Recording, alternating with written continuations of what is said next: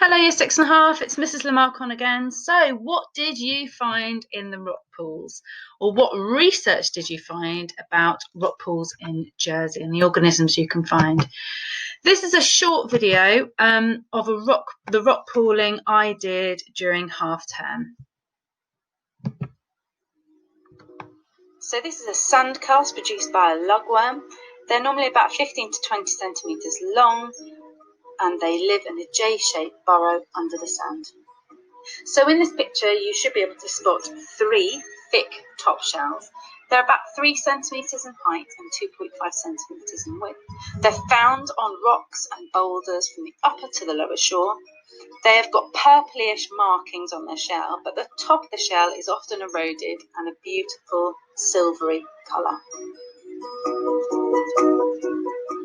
These are acorn barnacles, and they're sessile, which means they're fixed in one place. When the tide is in, the plates at the top of them open, the structure comes out, collecting food from the water. When the tide goes out, the plates close to protect them from water loss.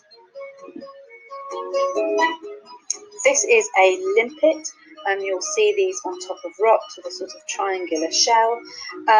They have something called a home scar, which they go back to after they've been feeding over the rocks, and the home scar is created by the limpet secreting a chemical and rotating its shell.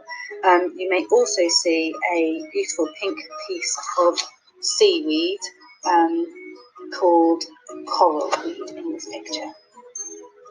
So this is a sea hare. It's 20 centimetres in length.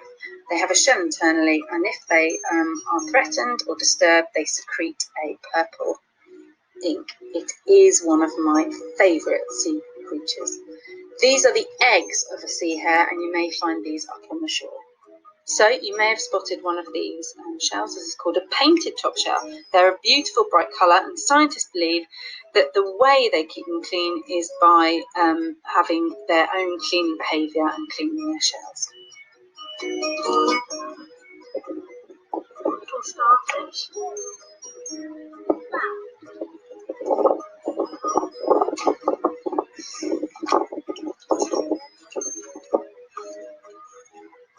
So this is the most beautiful snake-lock anemone, and they come in 2 varieties, green with pink tips or brown with pink tips, and their tentacles are always extended.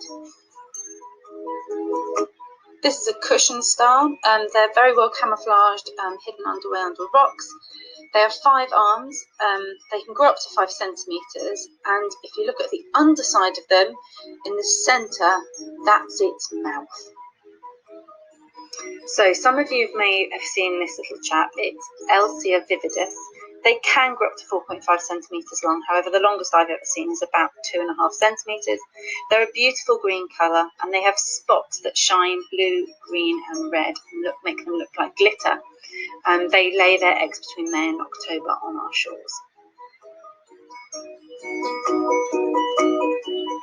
Some of you may have been lucky enough to see the daisy anemone. It can grow up to 4 centimetres in diameter, and it comes in a variety of colours, but it has lots of very short tentacles. So this is the beadle anemone. It's a red anemone. When the tide is out, it closes up and you just see a little red blob on the shore. But when the tide is in and the water is flowing, it opens up and the tentacles come out. It can grow up to 5 centimetres and has up to 192 tentacles.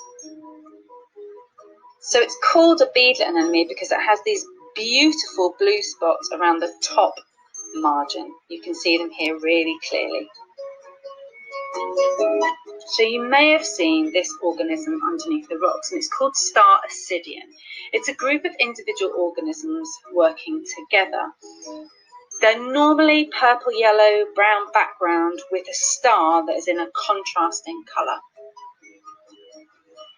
So one of the last organisms I found was this one. It's a crab, and yes, he's covered himself in seaweed. Great camouflage for being down in the rock pools. Year 6.5, I hope you had a wonderful time rock pooling, or if you weren't able to go rock pooling, investigating about what organisms you can find in a rock pool in Jersey. I'm really excited to see the photos you were able to take or the research you've done about organisms that live on our Jersey shores.